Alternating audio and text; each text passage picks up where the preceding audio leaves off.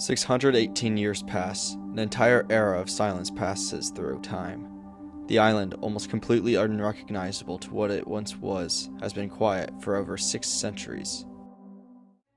Back in the year 2213, 624 years ago, there was a cruise ship on the island of Zephyr. This ship was filled with supplies and people to sail away in an attempt to escape the Mansion people's control over the island. The ship's escape was entirely a success, but one day the entire sea suddenly disappeared, like it was teleported away. The ship fell and crashed on what used to be the ocean floor. The people on the ship crawled out of the wreck, only to be met with barren lands beyond what the eye could see. They were completely stranded in the middle of the dead ocean. The people from the cruise ship created a society amongst the dead ocean. These boat people created a civilization out of scraps from the ship. This society was forced to survive off the rations packed onto the ship. Eventually, there was no more hope left for the boat people. They had almost entirely run out of food and water, leaving them left with only one option: to die. One man stepped up above the rest. He was hopeful, but not unrealistic. Anywhere they would go would lead to more wasteland, and staying by the crashed boat would only lead them to inevitable starvation and death. He believed the only way they could persist would be in the future, far past the present day. The future, where the Mansion people will hopefully cease to exist, and where the dead ocean will become full again. A future far from their reach, unless they were able to have someone wait.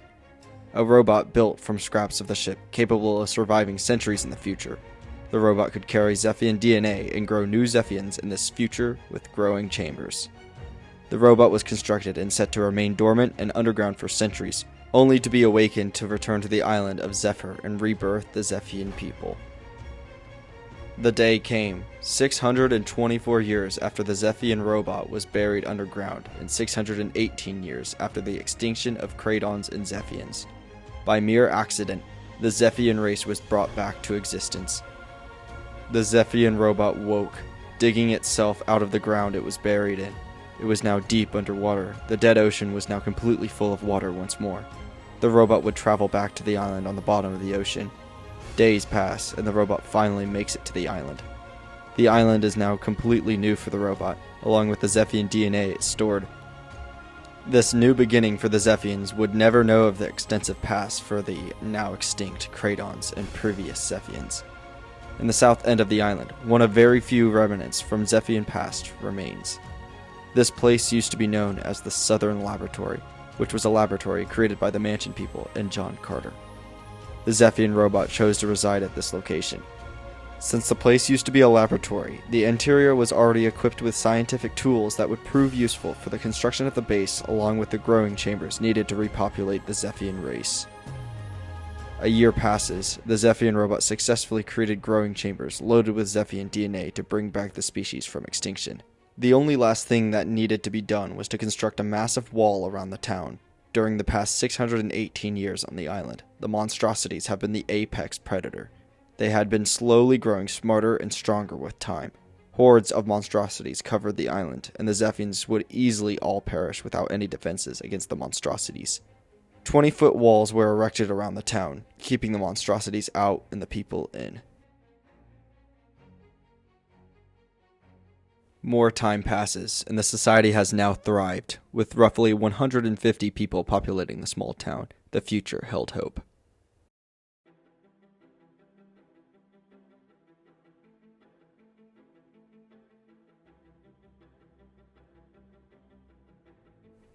Expansions were made to the wall surrounding the civilization. They would do this by having soldiers go on the other side of the wall and fend off monstrosities, while others would construct a new wall farther out. Once the new one was completely constructed, they would take down the old wall, and thus expand their territory. The process of expanding the wall was extremely dangerous and resulted in numerous deaths, but the Zephians had no other choice but to further enlarge their territory. The population within the walls was becoming more civilized each day.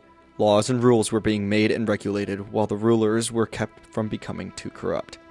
Buildings such as churches and schools were being built around the town. New establishments such as blacksmiths, armories, and weaponries were being constructed day by day. The Zephian robot that brought the Zephian race back to existence was slowly running out of power. His final days were upon him, and so he was preserved in a high-security museum after his passing.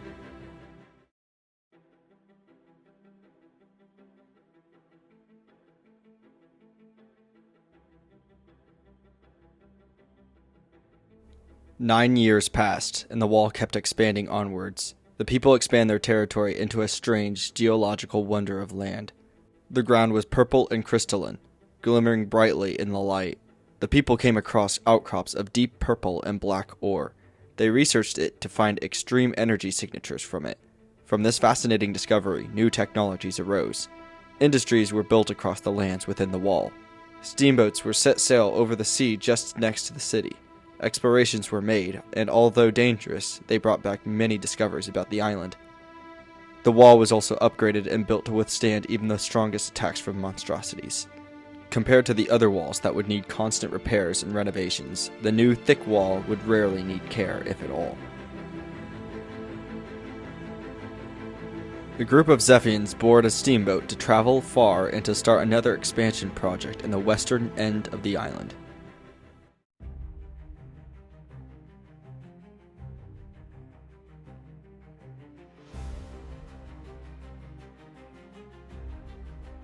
The Zephians advanced technology quicker than any civilization ever has. With the help of the ancient southern laboratory and the powerful energy source from the purple crystal biome, technological innovations were extremely easy for Zephians. What used to be the steamboats were now massive ships nearly the size of a town. These were out at sea, coming back for supplies if needed. These ships would also sail to the new western city to deliver supplies or drop off new residents for the city. Cars and other vehicles were developed, leading to the construction of roads between buildings. But with all the new advancements, the purple crystal-like land was completely depleted of its energy. Luckily, by this point, it didn't really matter since the civilization already developed a sustainable energy source and system. The modern age of society has come for Zephians, but they had competitors, the monstrosities. The people on the island knew that the monstrosities were becoming cramped with how much territory they were taking from them. They knew that the monstrosities were not going down without a fight. A man by the name of Biggie Slosh stepped up. He had much knowledge on fighting and decided to start proper development for a Zephian military. A military started to form, with weapons, tanks, and other destructive equipment being innovated to be used against the powerful forces of the monstrosities.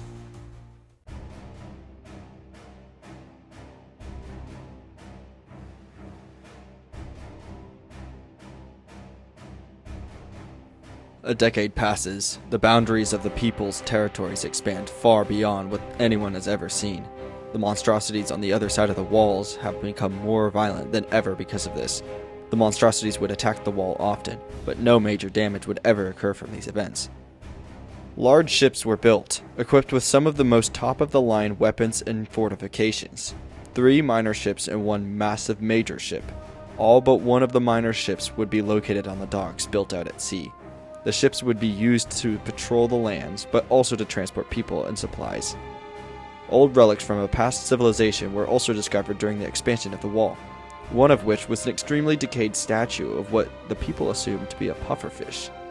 The structure was odd, leaving the people to assume its purpose would be forever unknown, though historians believe it was most likely a statue of a godlike idol for the ancient civilization of the past. The population of the Zephians was larger than ever, standing at about 520,000 people living on the island. Along with this, the military for the people was completely prepared and ready to combat the powerful monstrosity forces.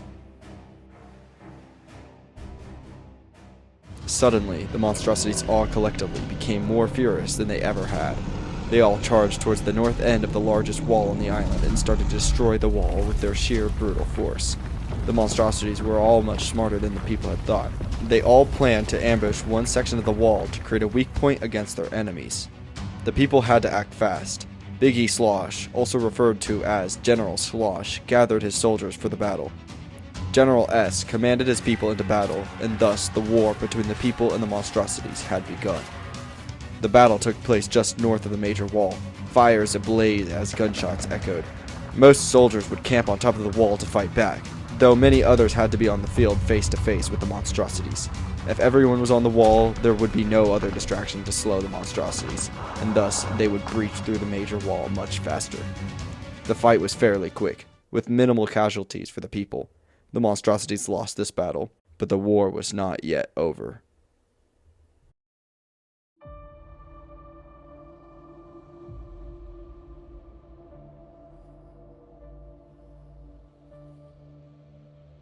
The monstrosities were diligent with their fighting. Many sacrificed themselves just to break through the wall even a little bit. The wall suffered heavy damages to it, making it extremely vulnerable to any more attacks. For this reason, many soldiers would camp out by this weak spot just in case repairs started to be made. Entirely separate from what was currently happening with the war, scientists noticed something in the southwest peninsula of the island. What once was an inactive volcano started to show signs of activity. It erupted not long after the initial detection of activity, and fortunately caused little to no damage whatsoever. All of a sudden, the monstrosities charged towards the weak spot of the wall. Soldiers climbed on top of the major wall to fight back, until they noticed something. They looked over the lands. Monstrosities covered every bit of the ground all the way to the horizon. The original ambush they made included about 3,500 monstrosities, but this ambush seemed to have over 15,000 of them. All rushing at once, they broke through the wall extremely fast.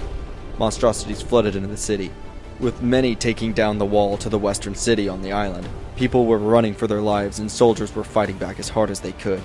In just a few minutes, the monstrosities had demolished the only thing keeping the people safe from them. General S commanded his army into battle, giving the monstrosities all they had. The fights were brutal and the casualties were overwhelming, but the fighting had to continue or the Zephyrian race would once again go extinct. The monstrosities were incredibly strong, and without a wall to protect the people, there was no possible way for them to fight back and win. Over the 600 years that these monsters ruled the island, they grew stronger and more powerful than ever, giving them an unstoppable strength against the Zephyrians. Suddenly, the west wall was breached by more monstrosities, instantly crowding the city behind the wall. The people were losing and they knew it. General S had to resort to desperate measures now. Monstrosities were slaughtering people left and right.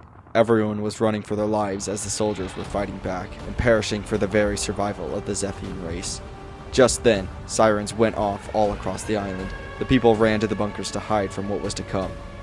Missiles launched off from the hidden silos afar. Barrages of rockets spread across the island, striking every area with the most monstrosities. Instantly, the monstrosity population plummeted, but this came at the cost of the city's destruction. Radiation lingered, rendering the areas uninhabitable for the moment. General S ordered a final push for the military to corner the monstrosities. With the monstrosities' numbers being so few, the rest of the population was successfully pushed and cornered into one spot on the island. But with all the monstrosities in one area, they began to attack back at one point, ripping through the people in their way. They were nearly about to break free from being surrounded. Suddenly, the last and largest ship the people had left from the war charged towards where the monstrosities were.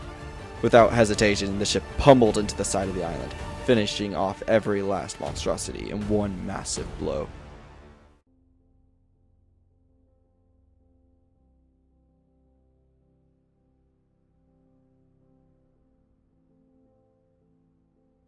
The Zephyrians had won the brutal war, making monstrosities finally extinct and leaving no need for a wall to protect the people.